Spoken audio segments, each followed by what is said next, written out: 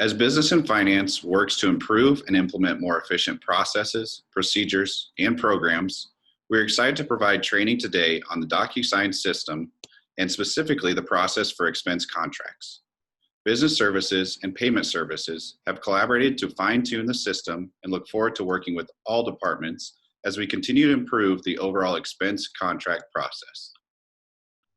As UNK explores doing business with various individuals and vendors with many specialties throughout departments all across campus, contracts become a crucial part of these relationships. Many of these relationships involve certain amounts of risk, including data security, financing, and even student information. All of these are risks that the university works to mitigate or eliminate within all of our contract terms and conditions. With this in mind, contracts are needed for all agreements that involve signatures of 2 or more parties, outline the details of any type of service, or require the acceptance of terms or conditions. This includes agreements for apps and some computer systems. Documents that are for the purchase of products or a standard pricing agreement for products do not require processing through business services and the standard contract process. This can easily be processed through eshop as purchase orders or direct pays. As always, feel free to contact either business services or payment services for questions prior to processing. Before going into the process, let's review the benefits of the DocuSign system. First and foremost, DocuSign provides the university a secure, web-based platform to obtain signatures and other information electronically. This not only allows many steps of the process to be standardized, but improves the total time it takes to completely execute a contract. In addition, the DocuSign system is recognized and approved by the state of Nebraska and the IRS to ensure the legality and security of all documents and contracts. As of July 1st, 2020, all expense contracts, no matter the total value, are required to be processed through the DocuSign system and the process we are presenting to you today.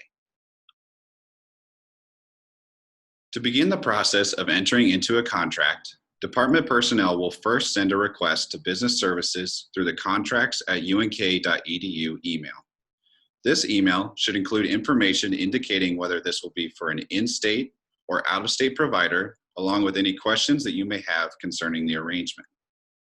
With several contracts being processed by the university on a daily basis, many questions and special cases can occur. Feel free to contact business services on these, especially with foreign vendors, vendor-provided contracts, or IT and app contracts. Many of these contracts will require special reviews and negotiations, which will be handled in a slightly different way than the process you are being presented today. With these standard requests, once business services receives the email from the department will be sent an email link from DocuSign to begin the process. The link you will receive will look like the picture on the left side of the slide. While the link will guide you through the steps you need to take to complete the portion of the contract, there will be a few things you will need to keep in mind. When completing the form, you will need to have the vendor information available, including the full legal name of the entity we are entering into the agreement with, their physical address, email address, and phone number. The system will indicate which fields are required and optional. Required fields will be outlined in red, and optional fields will be outlined in gray. The optional fields will need to be completed based on the individual needs of the contract, including the need to list multiple funding sources and breakdowns of payments and related expenses. The honorarium for the agreement should be a set amount. However, the additional expenses such as travel that are either reimbursed or provided by the university should be estimates. It is better to slightly overestimate these, as it will ensure you have the full budget to proceed with the arrangement, and an amendment to increase the contract total will not have to be created later on. The agreement states that these are estimates, and the vendor is not entitled to these full estimates if the actual expenses do not add up to the stated amount. The honorarium and all of the estimated expenses added together will equal your full maximum contract total. With contracts, more description is always better. This is for both payments and services being provided. For a description of services specifically, you should be able to clearly and accurately answer the questions of who, what, where, when, and how with the information that you provide. This will assist with clear expectations of both parties and avoid any misunderstandings. All bookings, including but not limited to air travel, car rentals, and lodging, should not be booked until a contract is executed. The link that is provided to you for the contract will be active and can be edited until you submit the document through the system. As long as you have access to this email, you will have access to the incomplete contract. There can be a lot to review to ensure the accuracy of the information that is required.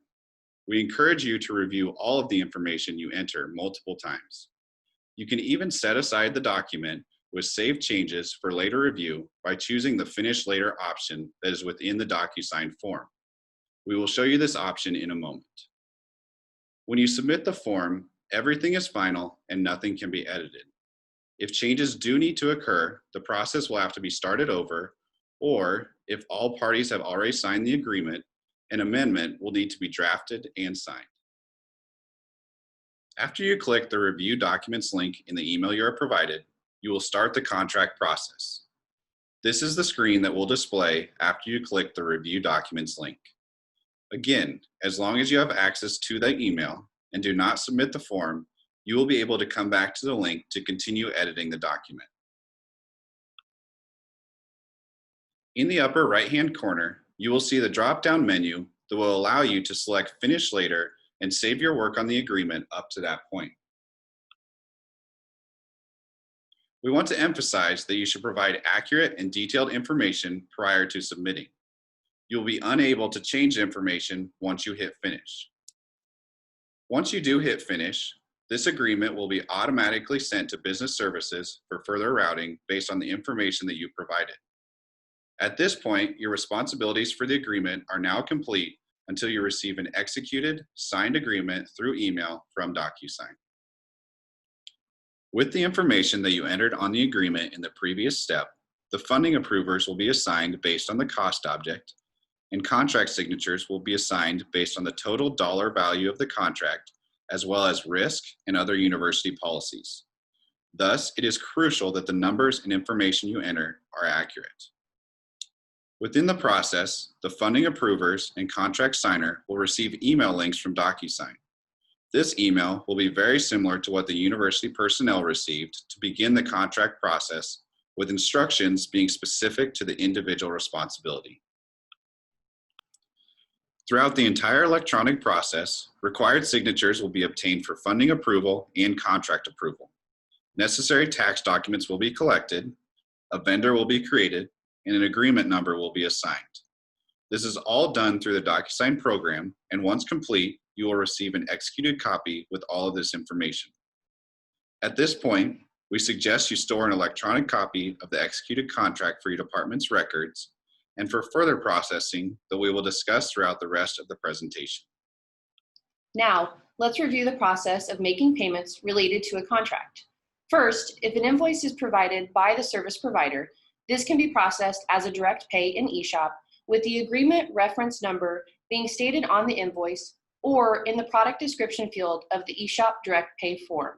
For all other payments without a provided invoice, the payment transmittal form will be utilized. This form can be found on Sapphire. The DocuSign process is designed to be a paperless process. We recommend you do not print the transmittal. Instead, download a copy and save a new copy for each contract you need to make a payment on. All the information needed to fill in the top section of the payment transmittal form is found at the top of the completed contract. Note, the maximum contract total is just that, the most that can be paid on this specific contract. Further down on the form, we will get into specific details for the payment being made at this time. Our first example will be an honorarium payment. The amount and cost object or objects being used for this payment need to be listed in the Sources of University Funding section. If, according to the contract, there is to be split funding for this payment, it needs to be listed here. Next, the total honorarium amount should be entered in the service provider column on the honorarium line. This amount can be found in section 2 of the completed contract. If there are any special instructions for the payment being processed, utilize the current payment details section. For example, if you want the honorarium payment to be returned to campus to be handed to the vendor at the event, add a note here. Next, in the eshop entry section, enter the date and total of this payment. Each time a payment is made on this contract, additional information will be added to this section. This is intended to help you stay organized and keep track of which payments have been made to date. The payment transmittal for the honorarium is now complete. Save the Excel version and a copy as a PDF. Next, an eshop direct pay entry must be completed to generate payment. Utilize the PDF version of the payment transmittal form as the attachment. For guidance on eshop direct pay entries, feel free to contact Procurement Services. Our second payment example is a hotel direct bill. First, open the saved Excel version of the payment transmittal related to this contract that was created and saved in the previous step.